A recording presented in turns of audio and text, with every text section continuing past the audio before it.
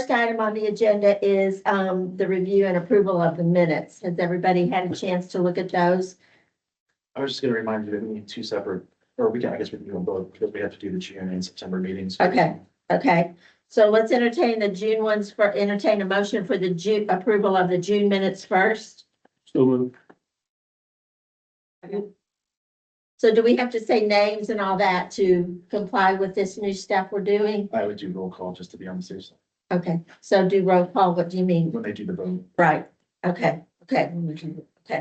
So Matt has moved and Karen has seconded to approve the June minutes. We'll do roll call to, is there any discussion? Anybody want to talk about June minutes? We'll do roll call, including those of you on the phone, and thank you all for calling in. So all in favor, say aye in your name.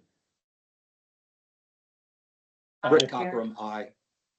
Sean Kelly, aye.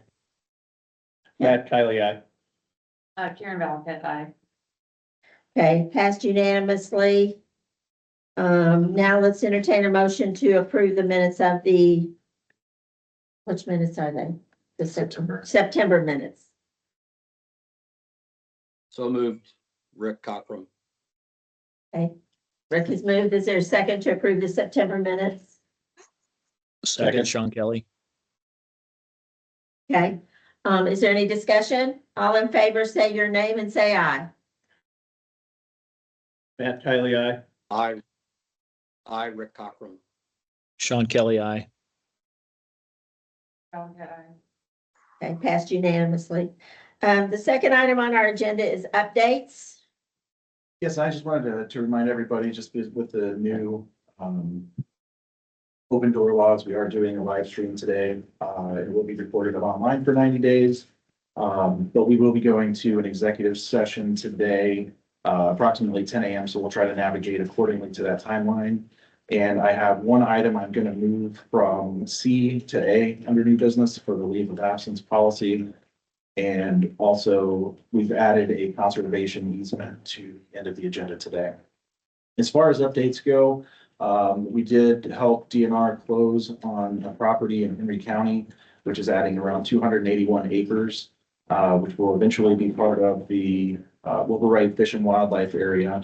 And that is a huge in-swamp project. So that was a really big deal for DNR to get that, and for in-swamp to get working on that mitigation project and open up some of the credits in two critical service areas for them. We still have to finish the ROE, which I believe we have all the language we need to do that. So hopefully within the next day or two, we'll have that right of entry so they can get on there and begin the work for the wetland restoration that they're going to be doing. We do have the Happy Little 5K has launched, which is the Run for the Trees, which supports tree plantings and forest health in Indiana state parks.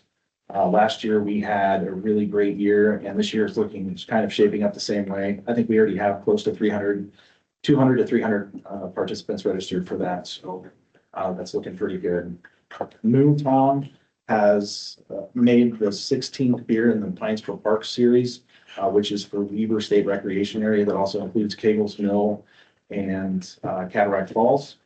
And we do have the year-end appeal that's out right now. That was sent earlier in November. And to date, right now, we've got around 15,000 that has come in for that. And we're anticipating more by the end of the month. The next item I have, as far as updates go, is for finance, and I have an audit update. We are currently sitting on about 4% of the items remaining that have been requested, and about 7% of items that have been returned with requests for more information. So we're still navigating those, and hopefully here within the next couple of weeks, that'll all be wrapped up. I have refrained from including finance reports in the meeting today, just for the simple fact that we would have to publish those public, and I want to wait until we're complete with the audit and the format that we have for that because of the in-swamp ILFP and NRF all kind of merging together under the foundation's financial. If you have any questions or want to look at the reports, I can answer any questions that you guys may have for that. I'm happy to do that. The finance update. Do you guys have any questions on the updates or the finance report, the financial update or the audit? think you do a fantastic job at all of this stuff, so thank you, Jody. We appreciate you. All right, if there's nothing else, we'll move on to new business. New business, again, I'm moving C to the top, which is a leave policy, which everyone should have. The idea behind this is to build an actual handbook for the employees for the foundation. As we've grown, we've identified there are different areas that need to be addressed in terms of a handbook. We do work with WorkSmart Systems, who handles our payroll and benefits.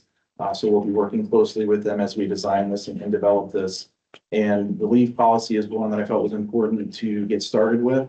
And hopefully every board meeting moving forward will have a policy or several policies that we can use to construct this handbook. So I had sent that out last week and I didn't know if anybody had any questions on that.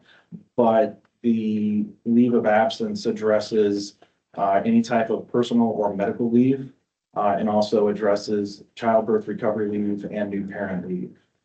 When we go back and look at this policy, we did look at the state policy and another quasi that DNR has with the State Parkings Authority and somewhat modeled a few of these components after that. The one piece that we can't model after that is the fact that the size of our organization, we are not required to follow FMLA.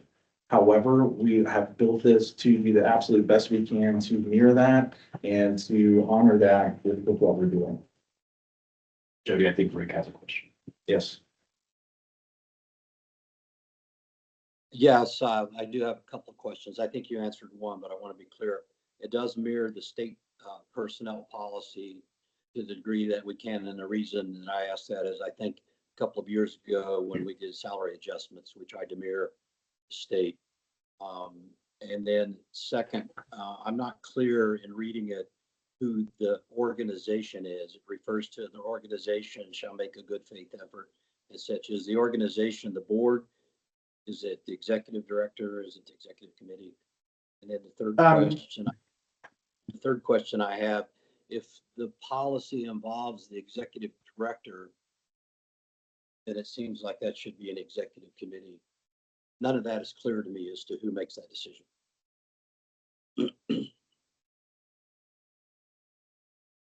The decision on which part?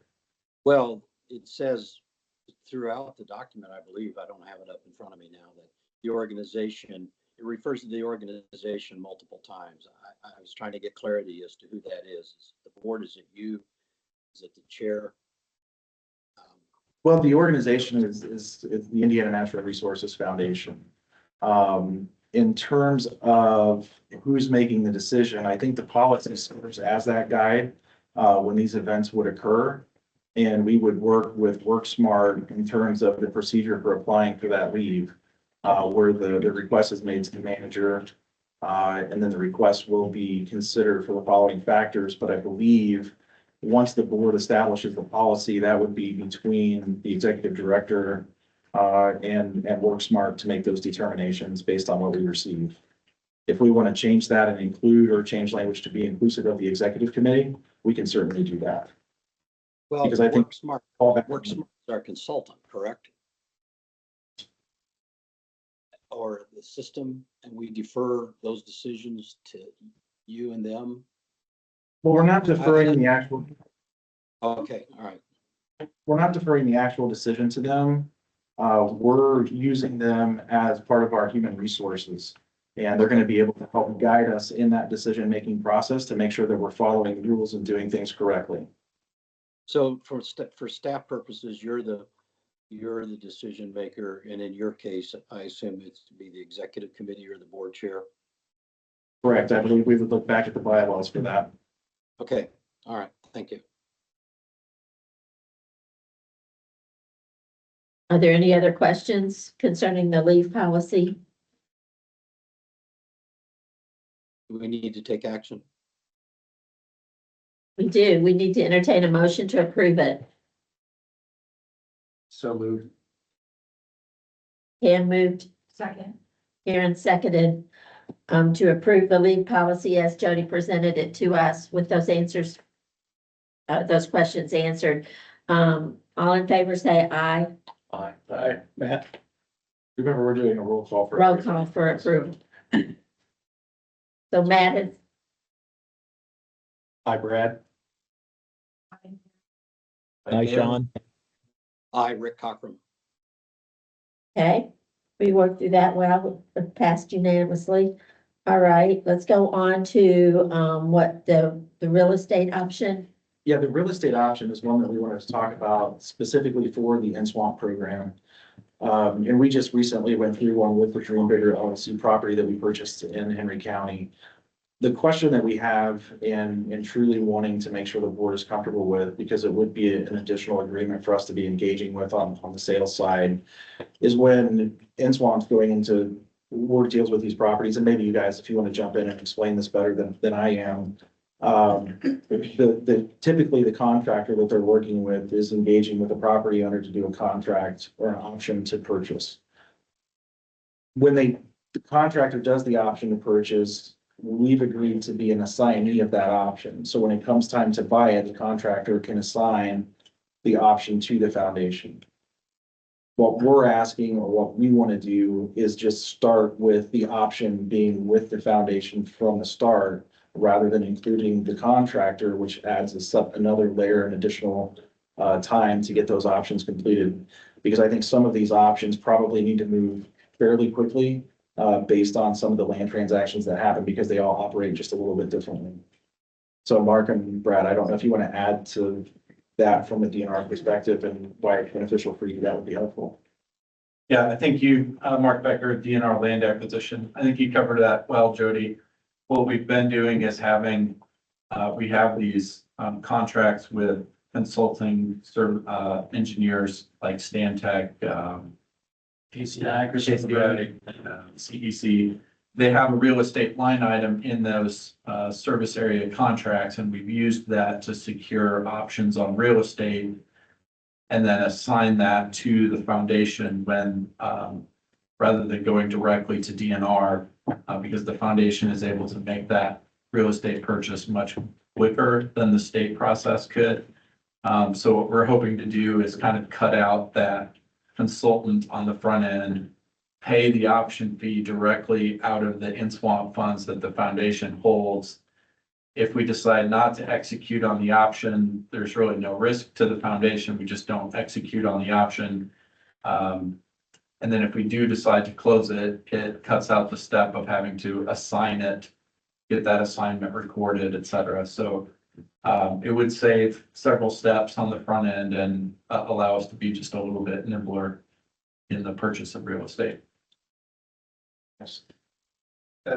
Mark, that all makes sense. My one question is, in the course of negotiating this option, an actual purchase price is negotiated, correct? Yes. Is it your experience that sellers don't see a state entity any differently than, say, a private entity when it comes to what they're asking? I say that just because my experience in the past was some sellers see the state as unlimited funds, so they tend to ask a higher price than if it's, a third party. I think every seller is different. There are sellers that have that perception.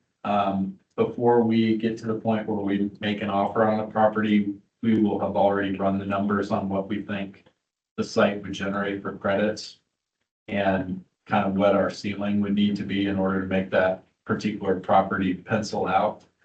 With the NSWAMP program, it is a little bit different calculation than what we would do with Harrison Trust or acquiring land directly by the state. I think the NSWAMP program needs the flexibility to be able to pay above appraised value in some instances in order to secure very specific pieces of property that will work for the wetland mitigation properties or program. So I think we need that flexibility. However, we always start with an appraised value offer on all of these. Does that answer your question? It does. A question, I know we have an MOU with DNR when it comes to, a lot of the financial transactions. is this addressed in any of those documents that we need to be modified, or is this kind of outside of those? I mean, I think they're addressed in terms of land acquisition, in terms of our support role for DNR. And I think we tried to address that in the last MOU to make sure that we're encompassing what's involved with the in-swamp program. But, you know, we can always look at that, and if we need to make an addendum to it, we can always do that. But I think it really falls within what we do, whether it's from an in-swamp fund or from foundation funding. I think we're covered on both aspects. That'd be my only concern, is to make sure that we're consistent on all of our documents and agreements. Right. I think the thing that makes this different with the in-swamp funding is that the board isn't making the authorization of use for the funds from in-swamp. Right? Right. That comes from a determination made by the Department of Natural Resources. So I think that's really the biggest difference is it doesn't need the authorization approval process because we've already put that in place. But I guess my question is when it comes to, and I have a board authorization or signature authority for the foundation that we're going to talk about later. But with this option specifically, I'm wondering if we need to have a separate signature authority for that. Because that does engage in a contract. It is part of the sales process, which this covers. But I don't know if that would be a separate item because I don't know that some of these options are always going to be timed to be in a board meeting prior to needing to be executed. And that's going to be the real question, but we have to keep a clear separation to not cross that line of, is this the foundation property acquisition we're doing that way versus the option on the in-swamp program. I agree with that. One of the things and you may have covered this, is that you're still negotiating the option. It's just gonna be, we're gonna be the party with the option. You're negotiating it for us, so we're not spending in swap money ourselves. Right. That's kind of where I think what you're saying probably makes sense, just so it's clear that we're not out there spending in swap money, that we're just holder of the option. And I think the other component to this is not just that option, because once the option is done, there's gonna be a time lapse before that option is executed, which once that option is in place, an advisement to the board can be made on that property, at which time the board can vote whether we're taking title to that property or not. Right? Can that work that way or no? Does that make sense? Kind of, I mean, so we've done a handful of these options. The option fees have ranged from $1,000 to $20,000. So if we were putting $20,000 down on an option, I'd want to be pretty comfortable that the foundation would be willing to actually close on it. Yeah, if I could just reiterate, Brad, with Swamp, everything we do takes so much time in our program, from contracting to all the stages of through regulatory, and also real estate. So anything we can do to speed up the process to help us deliver in a timely manner. In a given service area, we may not have the proper contract in place with a consultant to be able to move fast enough, and we've lost properties due to this. So anything we can do to secure that, because we could be simultaneously working through a scope of work with a contractor, have the foundation secure the purchase option. And then, once we submit a contract for processing through IDOA, we're kind of at the mercy of their timeline. So we're kind of asking, in engaging in the options, we're asking the board to authorize that if we're engaging in the option, that they're essentially approving that we'll be able to take title of that property with that same. and then title to expound on that, if we have to then go through the state real estate process before we can close, that's another long time period that can cause us to lose property. Right. And then So the option has attached to it the fact that we're approving that we're gonna hold that property for in-swamp. The option, yes. The option is basically a purchase agreement with a really long horizon on it. That you have, so we put down $20,000 as an initial option fee that gives us 12 months to complete the purchase based on the terms in the option. We could walk away and decide not to do it, Right. and you're out the option, in Swamp is out that option fee, and that's a risk that we would take to make sure that the project, Right. I'm just out, but I'm just trying to think how we navigate that from the, maybe from the board perspective of when we do these options, they may not have the opportunity to consider the property that we're going to take title to, provided it good closes. But then we also have, as the title holder to that property, we have exposure on the liability front somewhat, right? And I just want to make sure that we address that on the front end as well. But what's the timeline we're trying to cure? Because I heard, just as an example, 20,000 for 12 months and correct me if I'm wrong, but the longer the duration of the option, the bigger the price tag on the option, right? yes. So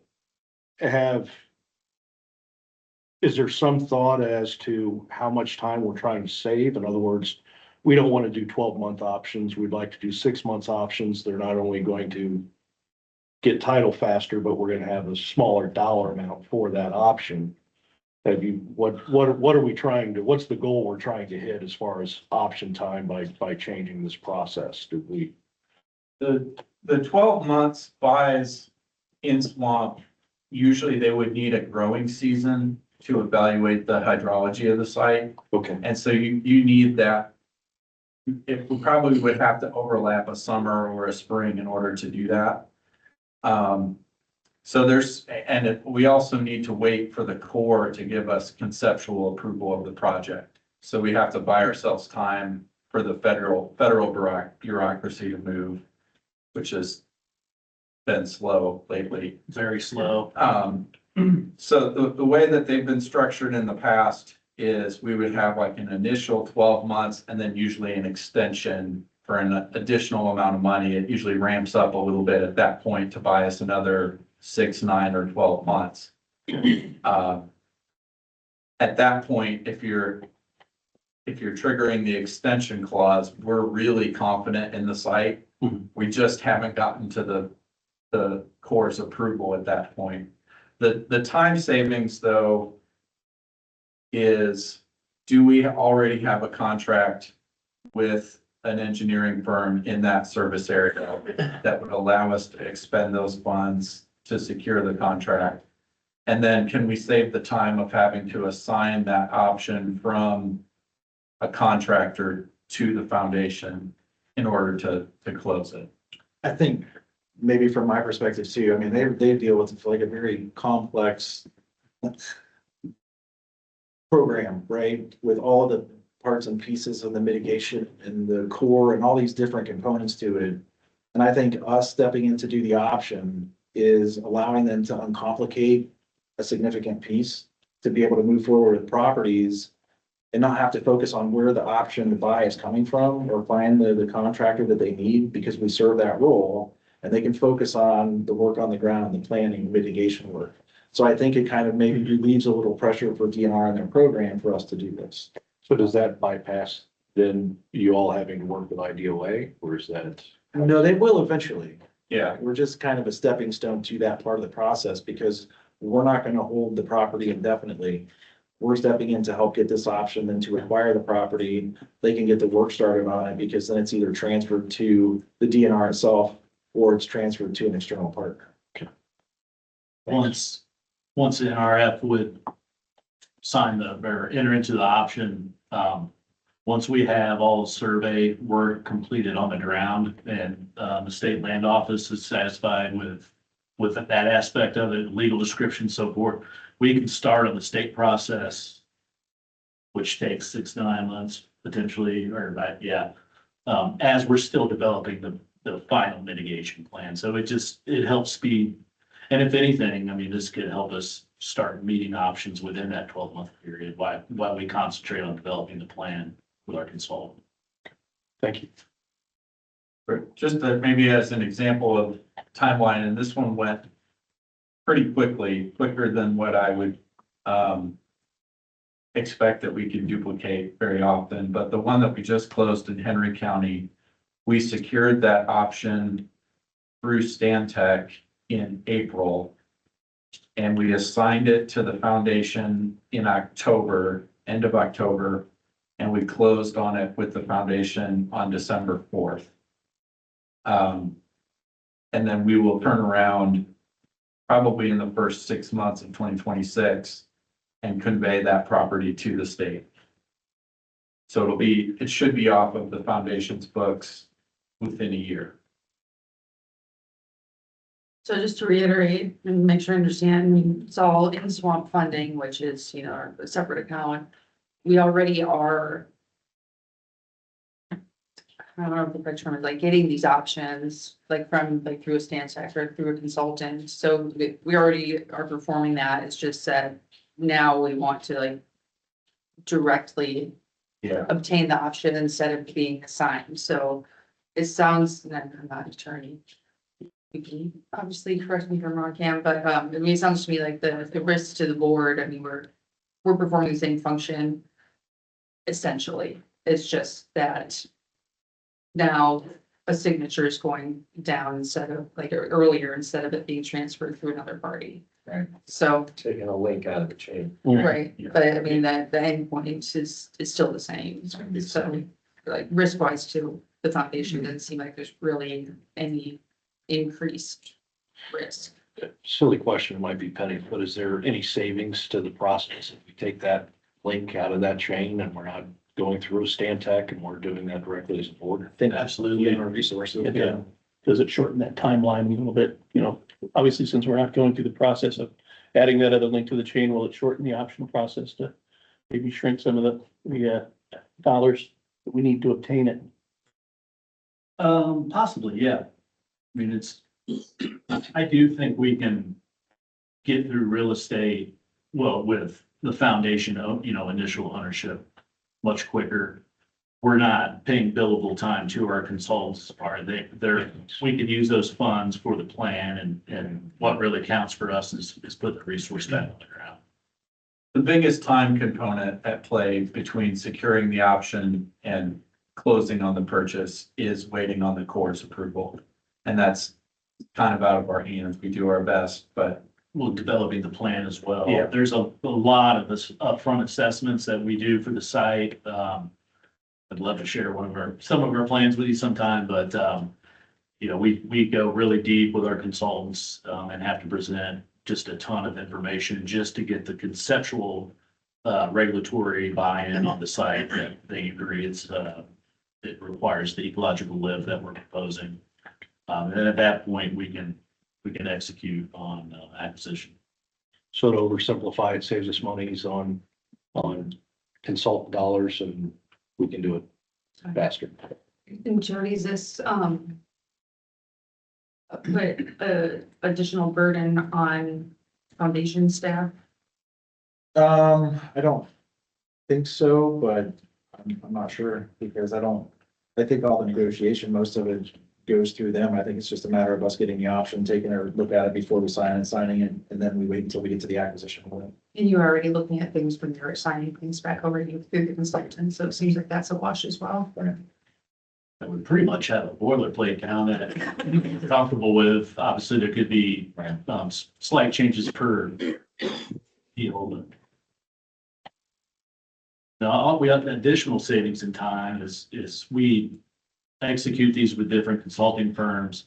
If they have not done so with us before, I mean, it can take weeks for for their legal to review it, get comfortable and make, you know, ensure that they don't have a risk, which, you know, is built in with no risk of whoever enters into it. It's all on its stand. the Stantec deal had to be signed by somebody in Madison, Wisconsin. So And not to cut anybody off, but do we have any more questions for this? Because we need to move on to our executive sessions. I'll just add one thing, Madam Chair, in the future, if we have a light agenda, I would love for put him on the agenda so you could really walk us through the process The that you're in-swamp. describing. Yeah, Okay, we'll take note of that. that'd be nice. Well, you had to, thank you. That would be great. love to do a field trip, actually. Yeah, even better. Right. Thanks, Keith. So for a matter of this, do we want to, I can call for a motion? Yes, Or options? we do need to, entertain a motion to approve what we just all of what we talked about here on these options. Move to change the process for in swap options as presented. Perfect. Second. That was great. Is there any discussion other than this simplified motion that we can understand? All in favor, say aye with your name. Hi, Brad. Hi, Matt. Hi, Sean.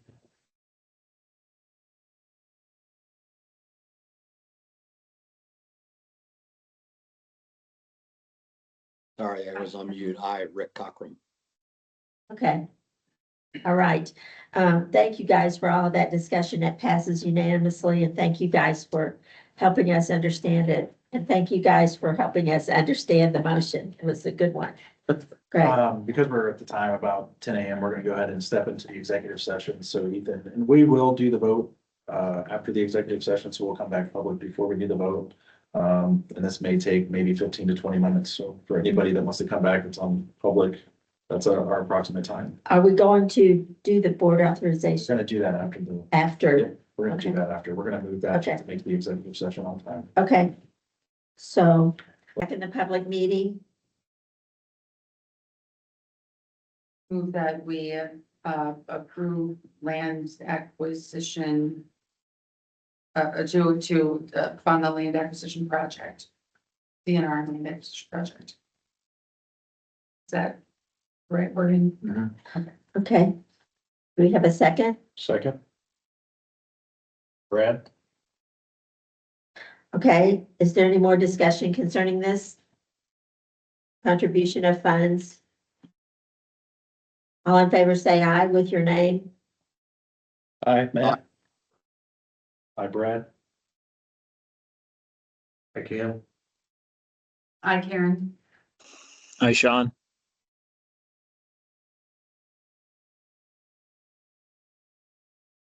We're waiting for Rick. I think Rick's I already, think Rick. Rick already said. he- Okay, didn't hear it. Okay, that motion passes unanimously, and thank you for helping us with that. All right, since we are back in, we have one more. We have two more. Two items. more. Oh, that's right. I This forgot next the one, one. I don't believe is gonna take too long, so we can talk about a conservation easement, so it's to donate. The next item, which we bumped under the executive session, is the signature authority for the Indiana Natural Resources Foundation. This is, we did this back in March of 2024, and the first paragraph there basically states that the board is authorizing me to sign closing documents and sales documents for the acquisition of land to the foundation, which has worked out really well, being in the office, getting these things done, being able to do closings with these folks. We don't have to do a lot of it remote. It's just made things very efficient in terms of the land deals.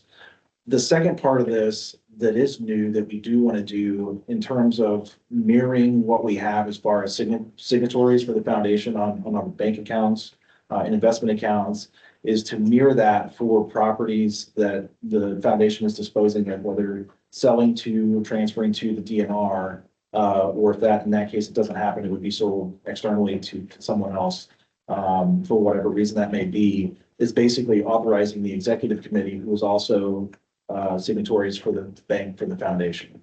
That way, it's not only on Missy if she's traveling or out and we need to get signatures and set closing dates. It offers different options and opportunities for other people to be signatories. So we need to entertain a motion to approve that process. Discussion, anybody have any concerns with that at all? There's one little tiny typo. It says form instead of from in the first paragraph. Other than that, no, sounds good.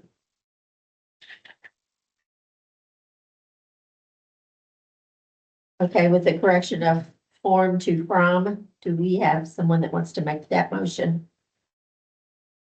So moved. To approve. It's Karen, I moved to approve the signature authority as presented.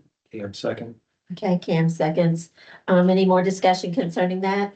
All in favor, say aye with your name, please. Hi, Matt. Hi, Brad. I can. Hi, Karen. Hi, Rick. Hi, Sean.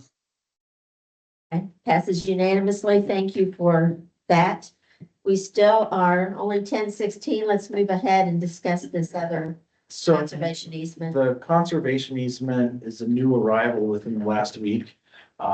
This is a donor who has contributed roughly 27 to 2,800 acres of conservation easements since 2013.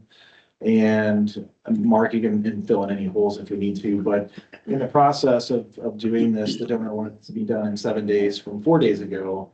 So we're like, oh, wait. So as Mark was engaging through some of the conversation, looking at some of the title work, there was the offer to have the easement written with DNR Legal, and they are requesting that their attorney draw this up as they have for every other conservation easement that the foundation holds. So it's not out of line with the way it's worked in the past. The issue is we do not have that conservation easement in front of us today, but the the easement will be reviewed by DNR General Counsel. We have confirmed that she is going to be speaking with the attorney for the donor in terms of kind of some of those expectations and making sure that things are in line. And the purpose for the donor wanting to have the easement written by their attorney is to keep it consistent with all other conservation easements that have been donated to the foundation. And I think our current goal is to try to get this done by the end of the calendar year. And with trying to get it done by the end of the calendar year, along with the board accepting the conservation easement, we need to probably have you include a signature authority for me to sign the documents when it comes time to do the easement. So we can make sure we meet that timeline by December 31st.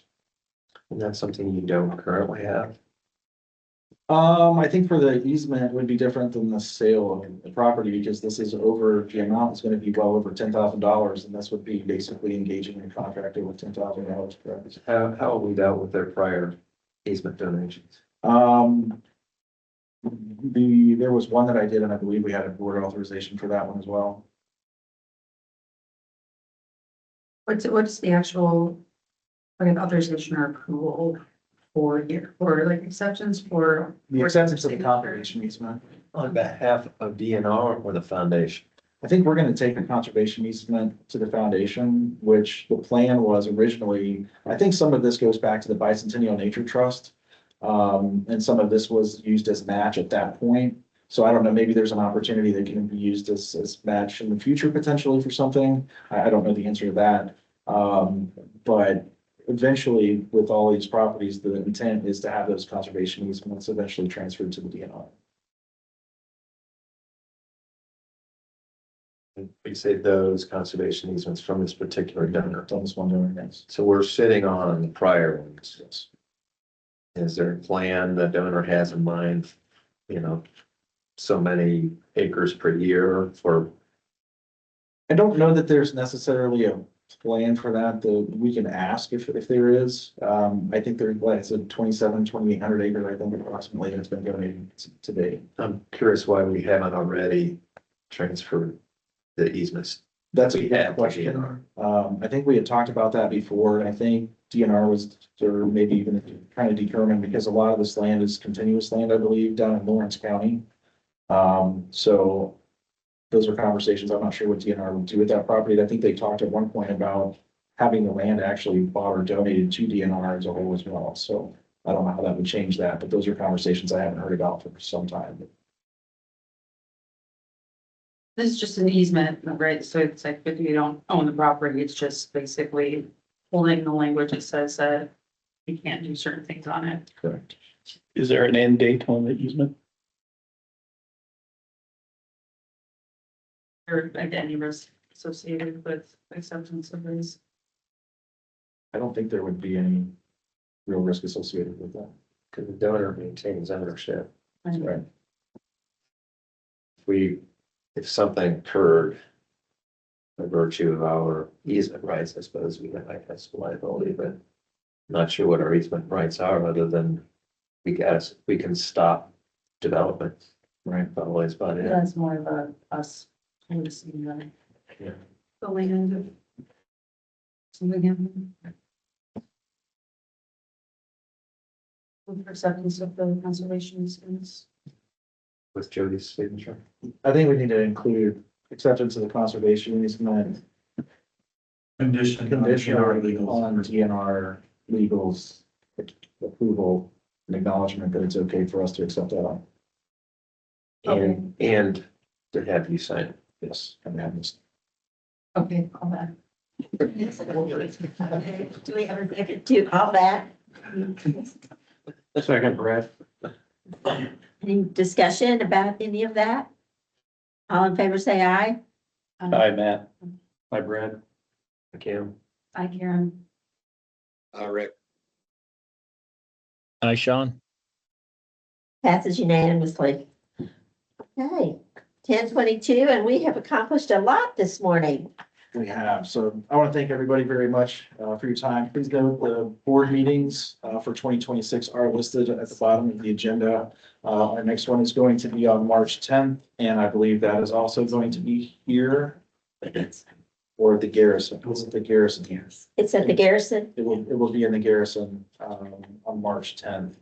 So if nobody has any other questions, I think we'll go to it. I have a few things since we have a few minutes. I was bragging on you folks. As you all know, Bob and Sam Shiner, were my dear friends. They both passed, but they were my dear friends. And so I was meeting with the person at Monroe Shine, the accounting firm that took over for Bob Shine. He handpicked him to follow him, and he also is involved on the Sam Shine board. So he and I were talking a lot about all of this stuff the other day.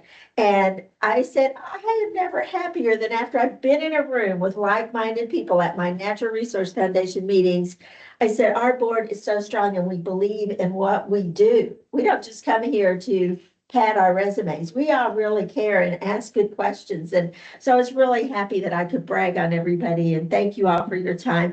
I did bring apple butter from the South for Christmas for you folks, so don't leave here without your funny, little- because I was gonna ask. little bit of you. I thought about it this morning too. My son was on a fishing trip that weekend, and I said, I have to go.